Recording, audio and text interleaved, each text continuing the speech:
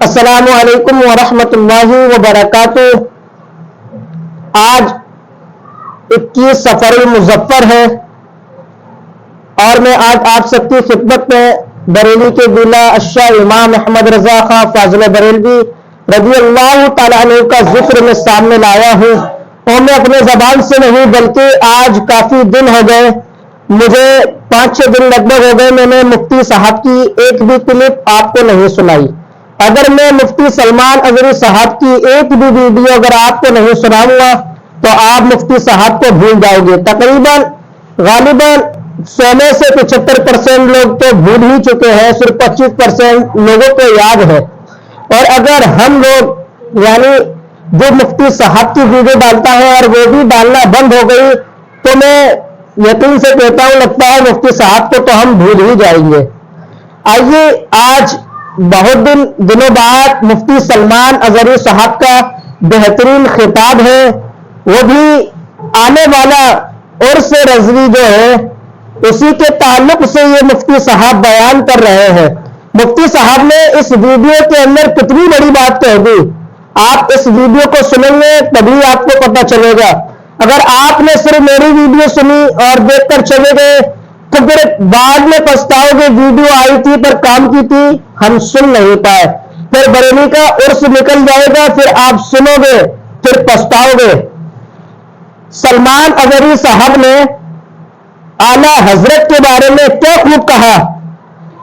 लोग अक्सर ये समझते हैं कि आला हजरत का जो चर्चा होता है वो इसलिए होता है क्योंकि वो पठान खानदान से थे, जमींदार थे, इसीलिए नहीं होता जो वो पठान थे, बल्कि उन्होंने सुन्नत रसूल यानी रसूल का नारा इस दुनिया में लगाया, तो आज इस दुनिया में इमाम अहमद रजा को लोग पुकारते हैं। आइए, मैं आपसे ज्यादा बातें नहीं करूंगा, आपको मुफ्ती साहब का खिताब भी समाअत फरमाना है।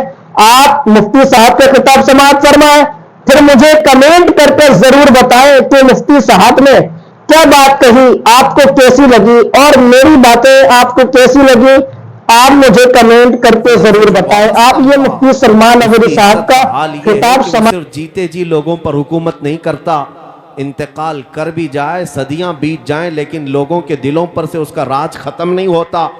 क्या हमने आज इमाम इश्क व मोहब्बत की हुक्मरानी अपने दिलों पर महसूस नहीं की है? 100 साल गुजर गए बरेली के इमाम को इंतकाल किए हुए, लेकिन हर मजमे में आला हजरत जिंदा नजर आए। क्या बात है, वाह वाह वाह। उसकी वजह क्या है? वजह ये नहीं है कि पठान खानदान के एक बड़े रईस थे, जमींदार थे, नहीं। आला हजरत हर मजमे में आज इसलिए जिंदा है कि वो फना फिर रसूल थे। मेरे आका के कदमों में उन्होंने इज्जत ढूंढी, इसलिए मौला करीम उन्हें हमेशा के लिए इज्जत से नवाजा। ऐ सुन्नी मुसलमानों, आपसे भी मैं ये कहूँगा, आधे तीतर आधे बटेर बन करके जो लोग ये समझते हैं कि हमें कामयाबी मिल जाएगी, तुम कभी दाढ़ियाँ चिलाकर टोपियाँ छुपाकर कुछ लोगों की खुशामदी और कुछ लोगों को राज़ी करने की कोशिश करते हो, मैं सेकुलर बन जाऊँगा, वो भी मुझे अच्छा कहेंगे, ये भी मुझे अच्छा कहेंगे, तुम कहीं के नहीं रह जाओगे, इधर के भी नहीं उधर के भी नहीं। ये जालिम दुनिया तुम्हें कभी भी वफा नहीं दिखाएगी।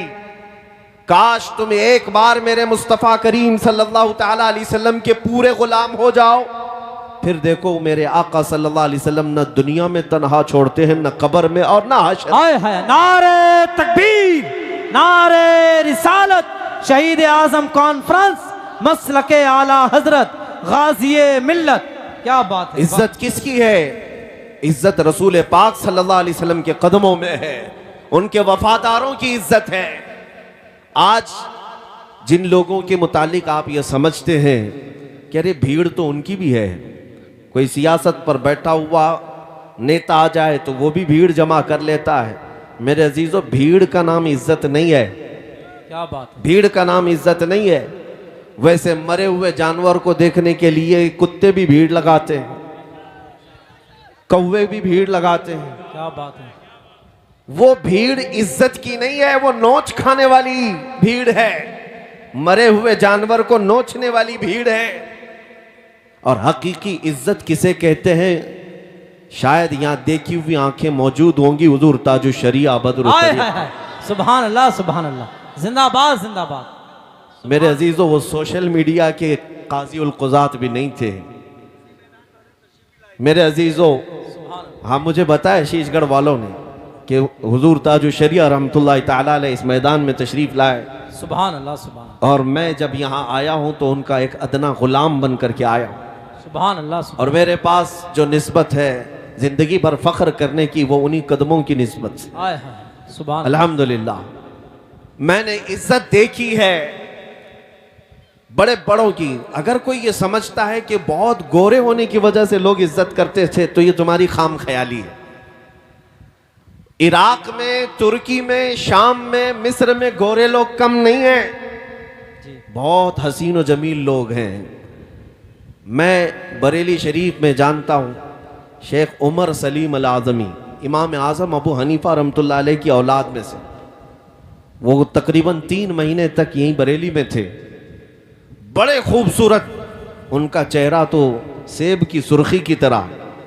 लेकिन हमने देखा कि हुजूर ताजु शरिया जब नमाज के लिए कभी वहाँ मुसल्ला बिछाकर खड़े होते, वो काफ़ी देर तक नमाज ख़त्म होने तक टकटकी बांध कर देखते रहते। क्या इराक में और उलमा नहीं थे? क्या इराक में बड़े खूबसूरत लोग नहीं हैं? उन्होंने जो खुद हमसे कहा था वो बात मैं आपके सामने रखता हूँ। और शेख उमर सलीम अल आज़मी ने कहा था कि बेटा, हम इनको जो देखते हैं ये हमारे इख्तियार में नहीं है, खुद इनका हुस्न हमारी अपनी तरफ हमें खींचता है। और फिर उन्होंने कहा ये हुजूर पाक सल्लल्लाहु ताला अलैहि वसल्लम के सच्चे इश्क की बरकत है जो सीना इनका लबालब भरा हुआ है। इज्जत इस बात की है, अभी अगर मैं जिक्र करने लग जाऊं तो यहाँ उर्से ताजु शरिया ही हो जाएगा, लेकिन मेरा मौजू है हुजूर पाक की मोहब्बत। क्या बात। मैं आपको कहता हूँ, मिस्र में एक हमारे बहुत बड़े उस्ताद शेख ताहा हुबैशी साहब इंतकाल फरमा गए, अभी अभी सादात में से थे। मैं उन्हें हिंदुस्तान साथ में, मैं उनके साथ आया था बरेली शरीफ, हजरत से मुलाकात की। वो नाबीना है लेकिन जामिया अजहर के बहुत बड़े उस्ताद, बहुत बड़े उस्ताद, 40 से ज्यादा किताबें लिखी, जबकि पैदाइशी नाबीना है। अल्लाह। बहुत बड़े आलिम दीन। और हुजूर ताजु शरिया रहमतुल्लाह ताला अलैह से मुलाकात करके जब मिस्र वापस गए, मुझे बुला करके उन्होंने एक बात कही थी। कहा बेटा, तुम्हारे शेख के पास एक अत्तर है जो वो खुशबू लगाते हैं, शायद वो हिंदुस्तान में मिलती है, मुझे वो लाकर दो। सुभान अल्लाह सुभान। ऊद हजरत जो इस्तेमाल फरमाते। मैं आया, हजरत से कहा कि हजरत शेख ताहा हुबैशी साहब वो अत्तर मांगते हैं जो आप लगाते हैं। क्या बात। आपने हुक्म फरमाया, मुंबई में हजरत के एक मुरीद थे, कहा उनसे कहो वो दिलाएंगे, वो लेकर जाओ और हदियतन पेश करो। काफी महंगा अत्तर था। सुभान अल्लाह। मैं खुद वो शीशी लेकर गया और शेख ताहा हुबैशी साहब को पेश किया कि हजरत ने आपको हदिया पेश किया है, जो अत्तर आपने मांगा था। उन्होंने लगाया, खुशबू लगाई और उसके बाद कहा ये वो नहीं है जो मुझे चाहिए था, हाय हाय क्या वो बात। कोई और अत्तर लगाते हैं। क्या बात है। मैं दूसरी छुट्टी में फिर आया, हजरत से कहा कि वो कह रहे हैं ये अत्तर नहीं है, आप कोई और अत्तर लगाते हैं। हजरत ने फरमाया ठीक है, वो भी भेजते हैं। फिर दोबारा एक और कीमती अत्तर मेरे ही हाथ से भेजा गया। मैं लेकर के वो जब पहुंचा उस शेख आजम के पास, उन्होंने वो लगाया। कहा बेटा अब मत बोलना जाकर, ये भी वो अत्तर नहीं है जो मुझे चाहिए था। अल्लाह अल्लाह। अब मत कहो, बार बार तकलीफ में मत डालो। तो मैंने पूछा कि हुजूर बताएं तो सही कैसी थी वो खुशबू, क्या है? उन्होंने बात कही, अपना वाकया बताया। सन 1986 में, 1986 की बात कर रहे हैं, मैं हज के बाद मदीने तैयबा की हाजिरी के लिए गया था। शेख ने फरमाया रोज़े रसूल की हाजिरी के वक्त मुझे जालियों के अंदर से खुशबू आई और काफी देर तक वो खुशबू थी। मैंने वहां के मकामी लोगों से पूछा जो जिम्मेदार है, अंदर रोज़े रसूल पर जो खुशबू लगाई जाती है ये खुशबू कहां से आती है? उस वक्त लोगों ने कहा था कि ये हिंदुस्तान से आती है। वाह वाह। मुझे इस बात पर फख्र है। सुभान मेरे अल्लाह। आका के रोजे पर हिंद से खुशबू गई। क्या बात है। शेख ताहा उवैसी साहब कहते हैं, मैंने मालूम किया था कि रोज़े रसूल पर तुम्हारे मुल्क से खुशबू भेजी जाती है, वही लगाई जाती है। कितने साल हो गए? सन 1986 से लेकर मैं 2010 की बात कर रहा हूं। 2010 की बात, तकरीबन 25 साल गुजर गए। उसके बाद वो कहते हैं 25 साल में ढूंढता रहा कि वो अत्तर मिले, लेकिन जब बरेली आया तो तुम्हारे शेख के पास मुझे वो नजर आई। हाय हाय हाय, क्या बात है। उनके पास मुझे वो खुशबू आई जो 25 साल पहले मैं सूंघा था। वाह। मैं चाहता था कि वही खुशबू वो मुझे भेजें। वाह वाह। अब मुझे समझ में आया कि कुछ और मांग रहे हैं। फिर हमने हजरत से कहा उनका वाकया कि वो तकरीबन 25 साल पहले मदीना तैयबा से खुशबू सूंघे थे और उनको वो खुशबू आपके कपड़ों में समझ में आई और आपके पास उन्होंने महसूस की, वो खुशबू चाहते हैं। हुजूर ताजुल शरिया रहमतुल्लाह ताला अलैह, ये आशिकों की बात मैं कर रहा हूँ मेरे अजीजों। उन्होंने मुस्कुरा करके कहा, जाओ फिर, अब वो किसी बाजार में नहीं मिलेगी, हजरत से कह देना। हाय हाय, नारे तकबीर, नारे रिसालत, शहीद आजम कॉन्फ्रेंस, मसलके आला हजरत। वापस जाओ और कह दो अब वो किसी बाजार में नहीं मिलेगी। ये कुछ राज की बातें हैं जो अफशा नहीं किए जाते हैं।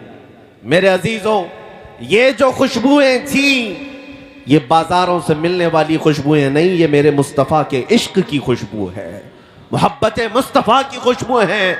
और इसीलिए आपके नाज़िम इजलास ने भी अभी कहा था, मुझे शेर याद नहीं आते, कि जो नबी पाक सल्लल्लाहु ताला अलैहि वसल्लम को समझ नहीं पाते या वो खुशबू महसूस नहीं कर पाते, ये वही लोग हैं जिनके उसूल में खता है। हुजूर पाक सल्लल्लाहु अलैहि वसल्लम की शान में तौहीन करने वाले। बहरहाल मैं आज आपसे ये खिताब करना चाहूँगा कि इज़्ज़त रसूल पाक के कदमों में है, उनके ग़ुलामों की ही इज़्ज़त है। हमने देखा है पूरी दुनिया में आज, ऐ नौजवानों, तुम अगर ये समझते हो कि फिल्मी दुनिया में थिरकने वाले चंद स्टार की बहुत इज्जत है, एक्टर और एक्ट्रेस के पीछे भीड़ होती है, ये तुम्हारी गुमराही है। ये तो सिर्फ उनके जवानी की भीड़ है, ये सिर्फ और सिर्फ उनके हुस्न की भीड़ है। इनको बूढ़ा हो लेने दो, इनके बुढ़ापे में देखो फिर कितने लोग इनके फैन होते हैं, कितने इनके फॉलोअर होते हैं, कौन इनके पीछे चलता है। अरे जहां बुढ़ापा आया उनकी नौकरी भी छूट जाती है, उनको अब पर्दे सीमी पर, टेलीविजन पर जगह भी नहीं मिलती। बूढ़े हो जाने के बाद अब नौजवानों की भीड़ उनके पास नहीं। क्यों? वो तो सिर्फ चेहरे के गाजे के जरिए से लोगों को अपनी तरफ माहिल कर रहे थे। लेकिन मेरे मुस्तफ़ा के गुलामों का हाल ये है, नबी पाक का गुलाम जितना बूढ़ा होता है उतनी इज्जत भी बढ़ जाती है। सुभान अल्लाह, जितने बूढ़े होते हैं वाह वाह। उतनी इज्जत में इजाफा ही होता है। यहाँ नबी पाक सल्लल्लाहु अलैहि वसल्लम की गुलामी में इज्जत की कमी नहीं है, बस समझने की देर है। आज मैं तुम सबको यही बात बार बार अर्ज करूंगा कि अल्लाह ताला ने कुरान में जो फरमाया उस पर यकीन करो। वलिल्लाहिल इज्जतु वलिरसूलिही वलिलमुमिनीन, इज्जत अल्लाह के लिए है और रसूल के लिए है और ईमान वालों के लिए। सुभान अल्लाह, सुभान। ईमान वालों के लिए इज्जत है। तुम दर दर की ठोकरें आज जो खा रहे हो या इधर उधर इज्जत तलाश कर रहे हो, बहुत बड़ी खता पर हो, बहुत बड़ी खता पर हो। अगर कोई ये समझता है हुजूर पाक सल्लल्लाहु ताला अलैहि वसल्लम की सुन्नतों पर आ जाने से इज्जत में कमी आएगी, ऐ दुश्मन अकल, जरा देख तो सही, ये दाढ़ी और ये टोपी और ये जुब्बे वाले को इतना बड़ा मिंबर दिया क्यों गया है? क्या बात है, वाह वाह। तुम्हारी आंखों के सामने इतने ऊंचाई पर इन सबको बिठाया क्यों गया है? क्या ये बड़े बड़े पैसे वाले हैं इसलिए ऊपर बिठाया गया? ये इज्जत तुम्हें देखनी होगी, नहीं सिर्फ इसलिए बिठाया गया है कि ये नबी पाक सल्लल्लाहु अलैहि वसल्लम के कदमों से वाबस्ता जमात, सुभान अल्लाह, हुजूर पाक के नाइबीन की जमात है, जो दुनिया में मुस्तफ़ा करीम से वाबस्ता हुआ, उसके लिए यहाँ मिंबर है। तो फिर क़यामत में तो इज्जत और देखनी है। अर्श हक है, मसनद रिफ़ात रसूलुल्लाह की देखनी है, हश्र में इज्जत रसूलुल्लाह की। सुभान अल्लाह, सुभान। मेरे अजीजों, जिन नौजवानों ने आज धोखा खाया और उन लोगों से आज फिर मैं कहता हूं वापस आ जाओ, पलट करके आ जाओ। नबी पाक सल्लल्लाहु अलैहि वसल्लम के अगर गुलाम हो तो पूरे के पूरे गुलाम बनो, पूरे के पूरे हो जाओ। क्या बात। क्यों यहूद और नसारा की तकलीद पर तुम आज अपनी जिंदगी के शब रोज गुजार रहे हो? तुम्हें क्या हासिल हो रहा है? कुछ नहीं सिवाय तुम्हारे टूटने बिखरने के। एक बात मैं आपको बताऊं, जितना बंदा नबी पाक सल्लल्लाहु अलैहि वसल्लम से दूर होता जाएगा उतना बुज़दिल बनता जाएगा। अल्लाह अल्लाह। बुज़दिल, कायर। जो लोग खौफ से आज जी रहे हैं, डर से जी रहे हैं, सिर्फ वही लोग हैं जिनको नबी पाक सल्लल्लाहु ताला अलैहि वसल्लम से दूरी हो गई है। वरना मेरे आका सल्लल्लाहु अलैहि वसल्लम के कदमों में रहने वाला पूरे तूफानों से भी कभी नहीं घबराता, क्या बात, कभी नहीं डरता, ना वो पहाड़ों की चट्टानों से। बल्कि हमारे असलाफ का हाल तो यही है, दश्त तो दश्त है दरिया भी न छोड़े हमने, बहरे जुल्मात में दौड़ा दिए घोड़े हमने, दी अजाने कभी यूरोप के कलीसाओं में तो कभी अफ्रीका के तपते हुए सहराओं में। तुझसे सरकश हुआ कोई तो बिगड़ जाते थे, हक से सरकश हुआ कोई तो बिगड़ जाते थे। अरे तोप क्या चीज है, देख क्या चीज, हम तोप से भी लड़ जाते थे। नबी पाक सल्लल्लाहु अलैहि वसल्लम के गुलामों में बुज़दिली नहीं आ सकती, डर और खौफ नहीं आ सकता। आला हज़रत फाजिल बरेलवी ने यही तो मैसेज दिया, खौफ ना रख रजा जरा तू तो है अब्दे मुस्तफा। क्या बात है, वाह। खौफ ना रख रजा जरा तू तो है अब्दे मुस्तफा, तेरे लिए अमान है, तेरे लिए अमान है। मैं आज आपसे ये कहना चाहूंगा, अभी अभी शायर हजरात यहाँ पर बहुत सारे कसीदे पढ़ते रहे। मुझे ये बात पसंद नहीं है कि ये मिंबर पर मेरी तारीफ हो या मेरे लिए अशार पढ़े जाएं। मैं इस चीज को पसंद नहीं करता। ये मिंबर है मेरे मुस्तफ़ा करीम सल्लल्लाहु अलैहि वसल्लम का। बात सिर्फ शहींशाह की हो और बात सिर्फ बादशाह की हो, हमारी इज्जतें उन्हीं के कदमों से हैं। मैं आज आपसे ये कहना चाहता हूं कि लोग कहते हैं उलमा, क्या आपको डर नहीं लगता? ये इस भरी दुनिया में इधर भी जा रहे हो उधर भी जा रहे हो। मैं कभी कभार अपने आप से भी पूछता हूं, अल्हम्दुलिल्लाह मैंने कभी भी इन जालिमों का खौफ अपने दिल पर महसूस नहीं किया। वो इसलिए नहीं कि मैं कोई काजू बादाम खाता हूं या कोई बहुत बड़ा बॉडी बिल्डर हूं, वो इसलिए खौफ नहीं आया, बल्कि हमेशा ये एहसास रहा, आने दो इन जालिम कुत्तों को, मेरे पीठ पर तो मेरे मुस्तफ़ा का दस्ते मुबारक है। क्या दबे जिस पे हिमायत का हो पंजा तेरा, शेर को खतरे में लाता नहीं कुत्ता तेरा। सुभान अल्लाह। नारे तकबीर, नारे रिसालत, शहीद आजम कॉन्फ्रेंस, मसलके आला हजरत, उलमाए अहले सुन्नत। मेरे अजीजों, आपके अंदर ये बुज़दिली की अगर कहीं से कोई बू भी आती है तो उसे निकाल फेंको, इसलिए कि नबी पाक के गुलामों किसी मुजरिम कौम से तुम्हारा कोई वास्ता नहीं है। हाँ, दुनिया अगर कहती है टेररिस्ट हैं, आतंकवाद हैं, दहशतगर्द हैं, इनसे हम थोड़ी ना सर्टिफिकेट लेने के लिए बैठे कि तुम हमें सर्टिफिकेट दोगे, कौन कैसा है। मेरे अजीजों, हमारा ज़मीर साफ है, हमारा दिल पाक है, हम अपने नबी पाक सल्लल्लाहु ताला अलैहि वसल्लम के लिए जज्बाती हैं तो ये हक़ फितरत है। क्योंकि मैंने एक बार एक बड़े डिपार्टमेंट के ओहदेदार थे, वो हमारे साथ बात कर रहे थे और उन्होंने कहा कि मौलाना आप ही क्यों इतना ज़्यादा चिल्ला रहे हैं, आप ही क्यों इतना ज़्यादा बातें करते हैं, लोगों को ये प्रोवोकिंग हो जाता है, वरगलाना होता है। मैंने उनसे कहा, अगर मैं कहूँ कि आपकी माँ बदकार थी, वो कुर्सी छोड़कर उठ गए। कहा कि क्या कह रहे हो आप, कुछ तो बात रखो, मर्यादा रखो। मैं कहा मैंने गाली दी नहीं, अभी मैंने गाली दी नहीं, मैं पूछ रहा हूं आपको कैसा लगेगा। आप तो कुर्सी से उठ गए। आप अपनी मां से इतनी मोहब्बत करते हैं, कसम रब्बे जुल जलाल की, करोड़ों माओं से ज्यादा हर मुसलमान अपने नबी से मोहब्बत करता है। नारे तकबीर, नारे रिसालत, लब्बैक या रसूल अल्लाह, लब्बैक या रसूल अल्लाह, लब्बैक या रसूल अल्लाह, शहीद आजम कॉन्फ्रेंस। सुभान अल्लाह, वाह वाह वाह। ये बात हम आज बबांगे दोहल कह सकते हैं, खौफ और डर ना रखो, इसलिए कि जो बात हम कह रहे हैं वो कानून के दायरे में भी है और हमारा हक भी है।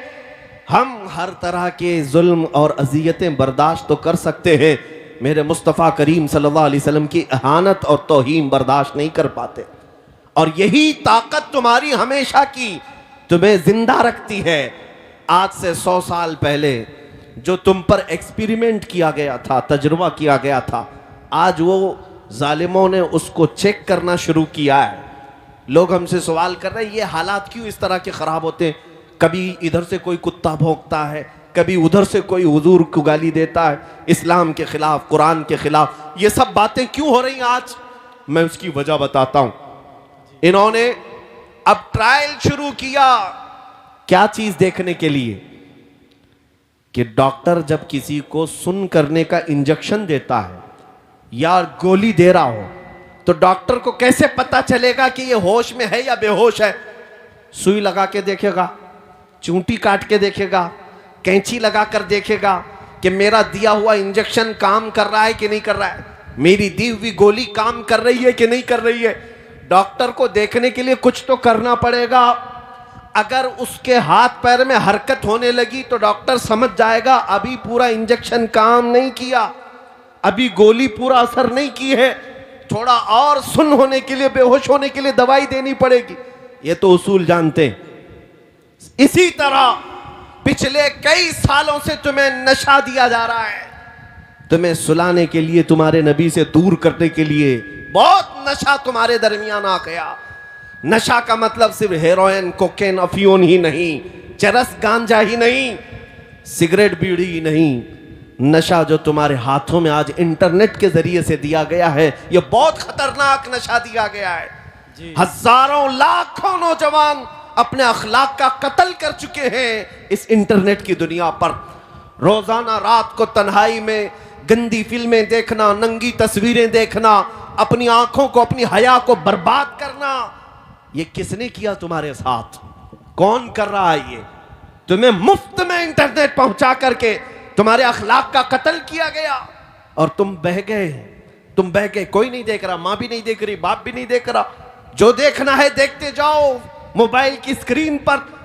ऐ मुसलमानों, दुनिया अगरचे बेअकीदा है लेकिन तुम्हारा तो अकीदा है अल्लाह हर चीज देख रहा है। नबी पाक सल्लल्लाहु ताला अलैहि वसल्लम से पोशीदा तो नहीं, लेकिन तुम्हें दुनिया ने कई सालों से ये नशा दिया है अल्लाह, और अब वो देख रही है कि हमारा दिया हुआ नशा काम किया है नहीं किया। अब ये वक्त आ गया, पिछले 10 सालों से जिस तरह से पूरी कौम को सुलाने के लिए कुछ जर खरीद मौलवियों को भी लगाया गया है, कुछ मीडिया के दज्जालों को भी लगाया गया कि इनको ऐसे पाठ पढ़ाए जाएं कि कभी खड़े ना हो, कभी खड़े ना हो। मियां अमन की बात तो हम भी करते हैं, हम कौन से जंग की बात कर रहे हैं, लेकिन मकसद कुछ और है। मैं तुम्हें आप बेदार करके जाऊंगा। 10 साल से जो नशा दिया गया था, अब चेक करने का वक्त आया तो जगह जगह से चेक कैसे किया जा रहा है। कभी इनके नबी को गाली दे दो, देखते हैं अभी कितने बेहोश हैं और कितने होश में। अल्लाह, कुरान को गालियां देकर देखो, ये तुम्हारा टेम्परेचर नापने का वक्त है। और इन्होंने जो पूरी दुनिया में ये नशा दिया है, चरस, गांजा, अफीम, कोकेन तो आया ही आया हमारे मोहल्लों में, साथ में इंटरनेट के खतरात इतने बढ़ गए, इतने बढ़ गए कि मैंने महसूस किया अरब दुनिया को आधे से ज्यादा इन्होंने सुला दिया है, सुला दिया। 57 इस्लामिक कंट्रीज आज दुनिया में हैं, लेकिन किसी के कानों पर जूं तक नहीं रेंगती फिलिस्तीन के कत्ल होने वाले बच्चों पर। मुल्क शाम उजड़ गया, इराक तबाह हो गया, यमन का हर घर जल गया है, लेकिन ये अरब अब बेदार नहीं है, उन पर नशा काम कर चुका है। मैं खुद देखा, हुजूर की शान में गालियां 1000 दी जा रही हैं दुनिया में, अरबों में कोई हलचल नहीं है, अरबों के नौजवानों में कोई हलचल नहीं, इक्का दुक्का होंगे, लेकिन ये नशा वहां काम कर गया।